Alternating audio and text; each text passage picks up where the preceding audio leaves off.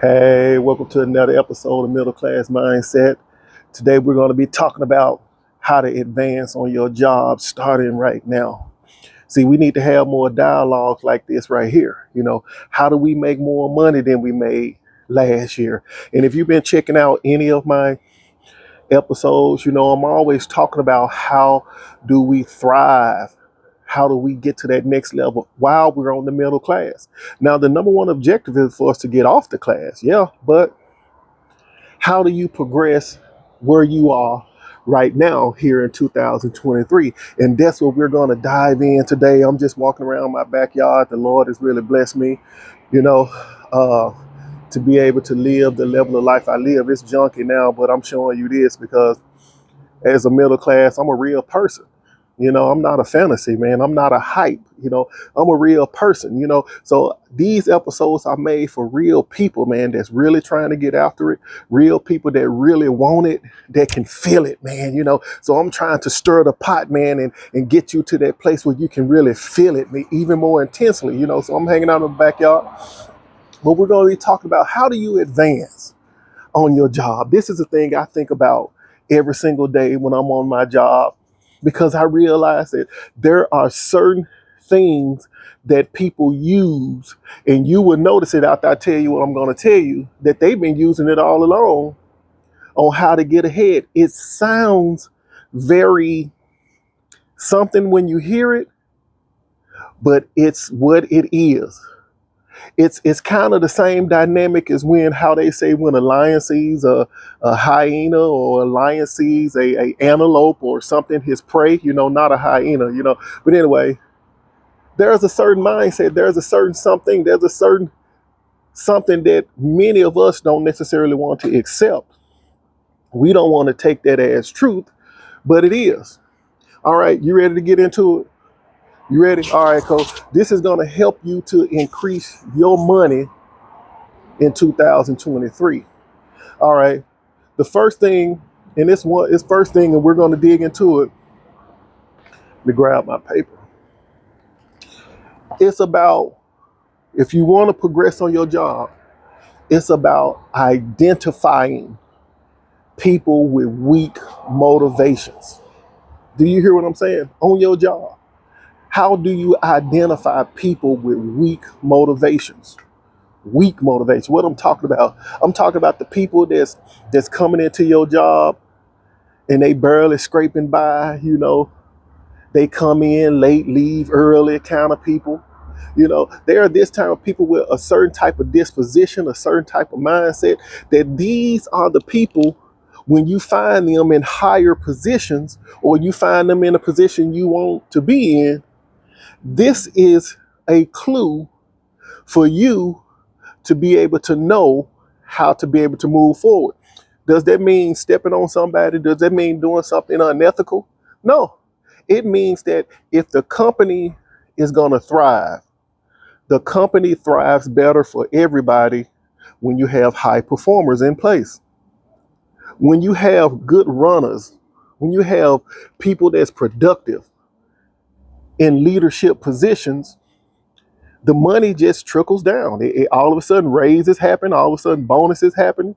But when you get lazy leadership at the top, only thing they're saying is that's an opportunity for somebody to get that position, because what that identifies is a person with a weak motivation. You follow me what I'm saying? See, if you want to advance starting right now, you're going to have to accept a certain disposition, because when you or I was fired from a job, right? Me being fired created an opportunity for somebody else. The company that fired me, that spot was opening up for somebody else who was hungrier than me, who wanted it more than me, who would fight for it more than me. So the time that I was fired, my motivations was weak. Do you understand what I'm saying? It's just how it is.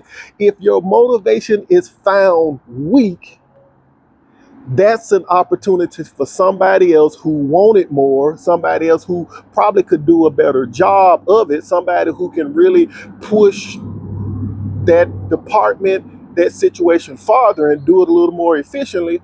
that's an opportunity for you. So if you understand that, you understand that if this person don't want to be there, hold on, listen, I'm getting too ahead. I ain't even pointed out the identities of the person. Listen, the first kind of person with a weak motivation is a comfortable person.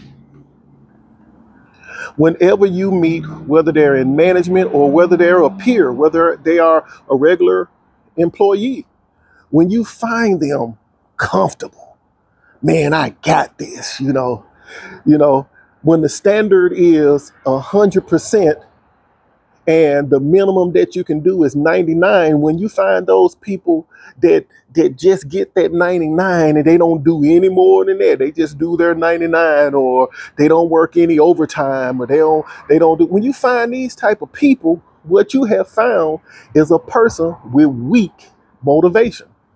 Why should that make you happy? That should make you happy because their weak motivations have given you an opportunity to make more money, to get a better position, to get better days, other benefits, simply because they're comfortable. You find these type of employees, or these type of people who are in middle management or whatever. It's because they've been there for years.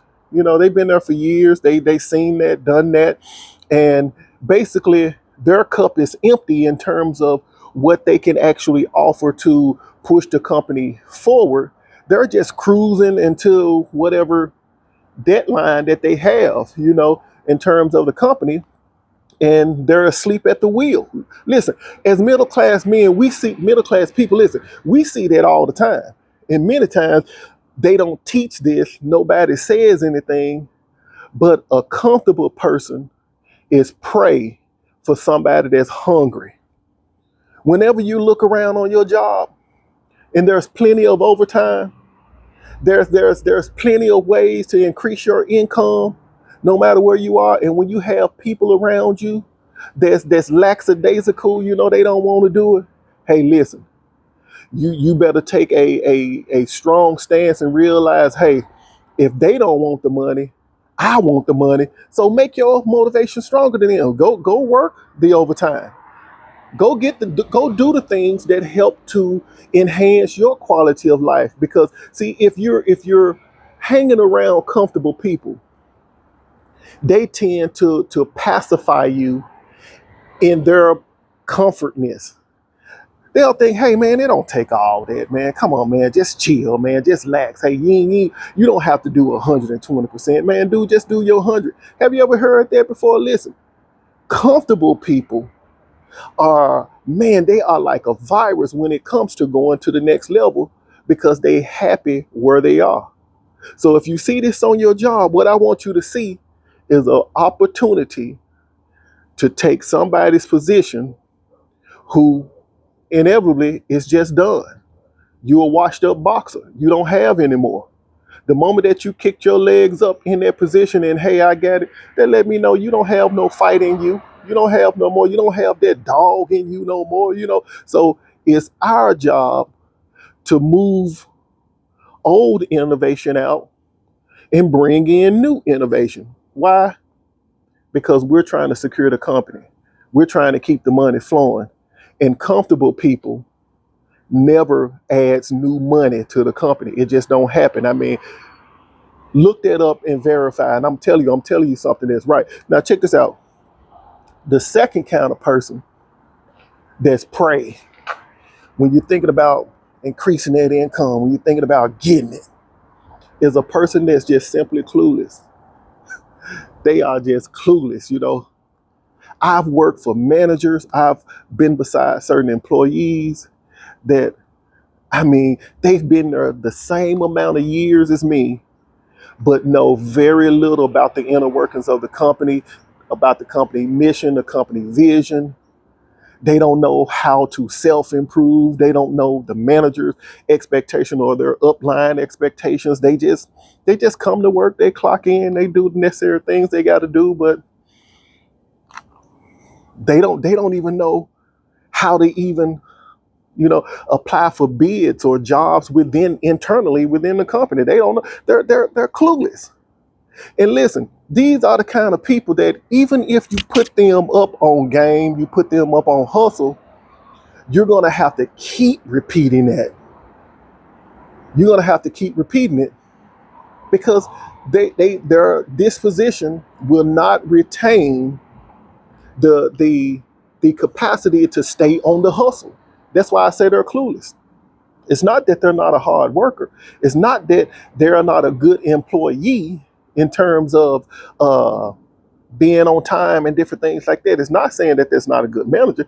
It's just saying they don't have that thing in them that just is quick, like a quick learner. They don't have it. When you see those type of people, that's an opportunity, because that type of person, say for instance, a promotion comes up, that person is going to be less likely to know that the promotion is there simply for the fact that they're not even clued in on it. They're not even clued in on it.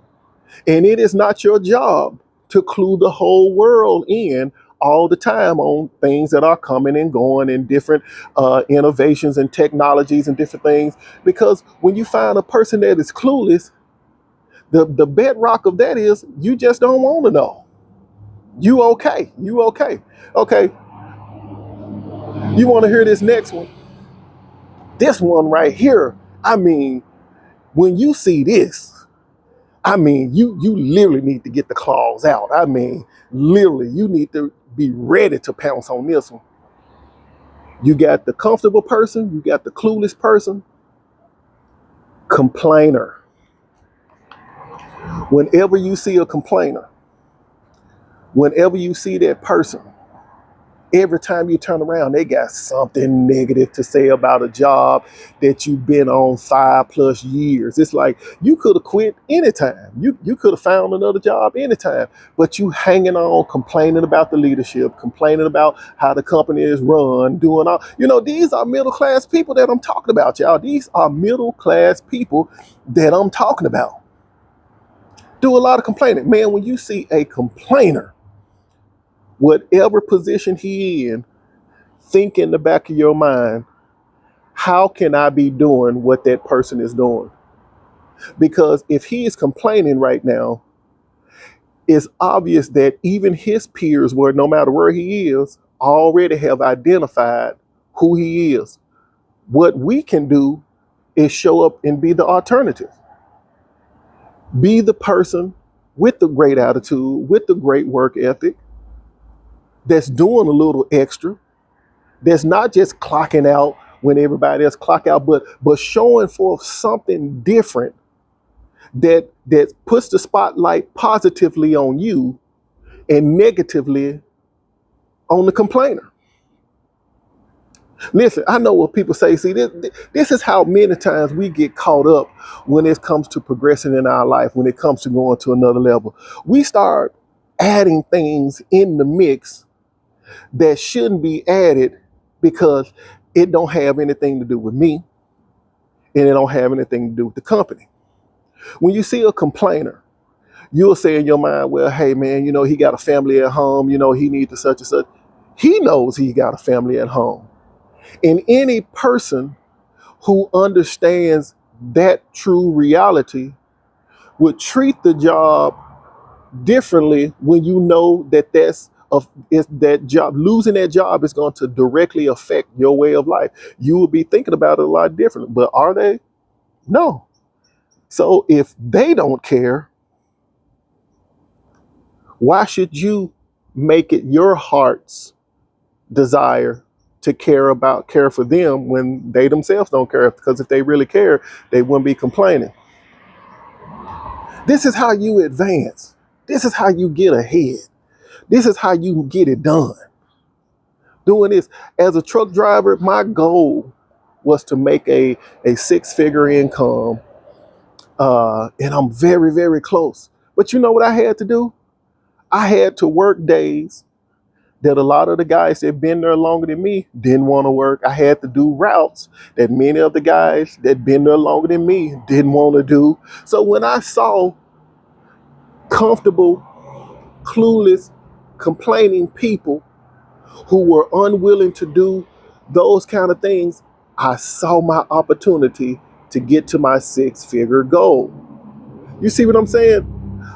The only thing these character type identifying people do is give you an opportunity to pursue the goals that you're actually hungry about, that you actually see that is attainable for you. And listen, I am very close to my goal, and I am so stoked. So I want to share this video with you. Listen, if you want to advance, you're going to have to identify the personality types that are obsolete right now, that it's better for a person who is hungry, who is thirsty, to be in that position than the person that is there. Why?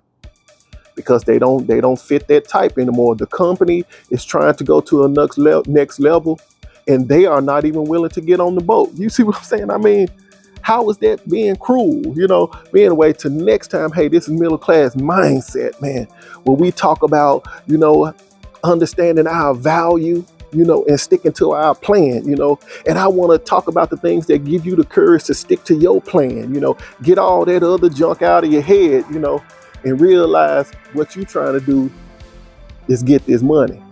Let me find my light again. There you go. Get that money. See you next time.